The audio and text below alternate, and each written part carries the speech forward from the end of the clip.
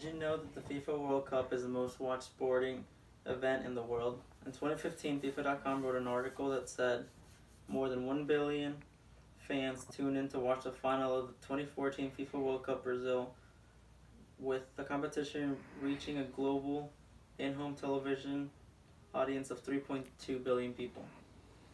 To be able to enjoy something, you have to know where it originated. The first World Cup took place in 1930 and it was hosted by Uruguay. 20 teams participated in this first World Cup. The tournament was hosted by Uruguay for a number of reasons. In an article titled 1930 FIFA World Cup on Wikipedia, Uruguay was selected as the host nation as the country would be celebrating the centenary of its first constitution. Along with celebrating the centenary, they also had won back-to-back gold medals in soccer in the 1924 and 1928 Olympics, according to an article titled First World Cup on History.com. Since the first World Cup, there has been a total of 20 World Cups. 8 different nations have been the winners of these World Cups. An article titled World Cup Winners by Tremlett. Brazil has the most wins of all World Cups with 6 titles. Germany and Italy come in second with 4 titles each. Now that you have some background on the World Cup, let's talk about how the game is played and some basic rules. Playing the game of soccer may seem difficult to understand, but can be quite easy to learn how the game is set up and its rules.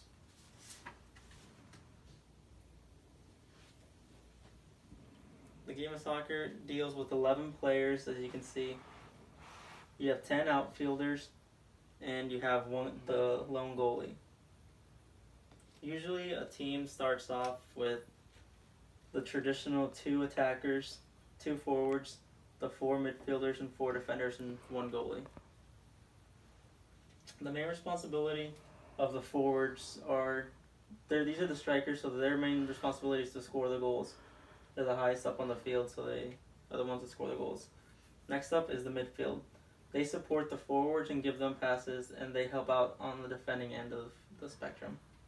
Next up is the defenders, and their main role is to defend and help the goalie and prevent the other team from scoring.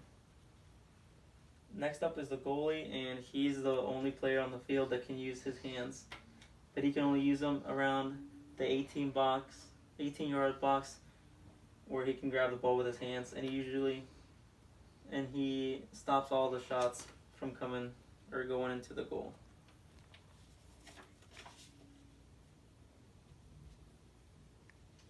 For the duration of the game, there were 3 officials that officiate the game. There's the side officials, and these are the officials that are on each end of the field.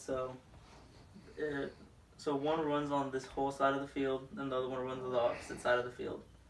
Their main purpose is they're there for the offside. So if a opposition player runs offside and is played, they usually call the offsides.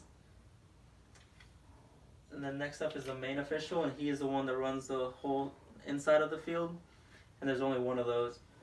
And he is basically in charge of just marking the fouls, the handballs, and everything that happens around inside of the field. Now that you know the basic layout of the game, let's talk about how to win the soccer game. To win a soccer game, it is a 90-minute game, and you win the soccer game by scoring more goals than your opponent. But this is not always the case in the World Cup. There are alternate ways of winning. There's a thing called overtime, and that is when you have played the full 90 minutes and you still need someone needs to advance because you're in the elimination stage. You use the overtime, which is 2 extra halves after the 90 minutes. They're 2 15 halves. So you get 15 minutes and then a break, then 15 minutes. And whoever has the most goals after that 30 minutes are up, then that team is the winner. And if that hasn't decided it, then you can still win off PKs. This is when the full 120 minutes have been played of the soccer game, and still a winner hasn't been decided. So each team chooses 5 shooters, and they get to take a penalty kick. They alternate, so one team goes first, the second team will go next. And they take turns shooting from the 11-yard there's a spot, and they get to shoot on the goalkeeper. And whoever has the most goals after the 5 shooters is the winner. And if they're still tied after the 5 shooters, then it goes to sudden death. So if you miss and the other team scores, then you're the winner of the game. Now that you have some knowledge about the game and how it is played, let's talk about the format of the tournament. The tournament is mainly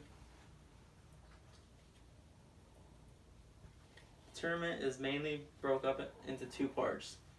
You have the group stage right here, and then you have the elimination stage right over here. So in the group stage, according to an article by Sunderland in 2015, he explains how 2 teams advance and the bottom 2 teams are eliminated from the group stage. So the group stage, there are 4 teams and there are 8 groups total. And each team will play every team in their group once, so that's a total of 3 games. For a win, you get 3 points.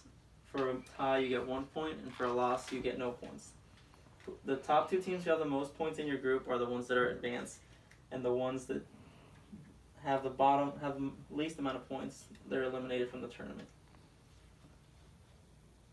After they have decided the top 2 teams from each group, then you go to the elimination stage.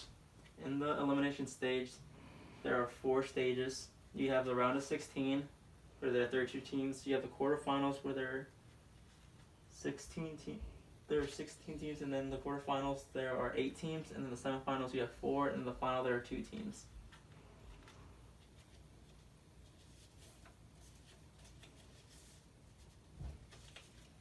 So in this after you have decided the group, a number 1 seed from one group will play a number 2 seed from another group. So that's how you decide how the round of 16 is set up. So if you're a 1 seed and you were the top team in your group, you will not play another top team in the other group for the first round.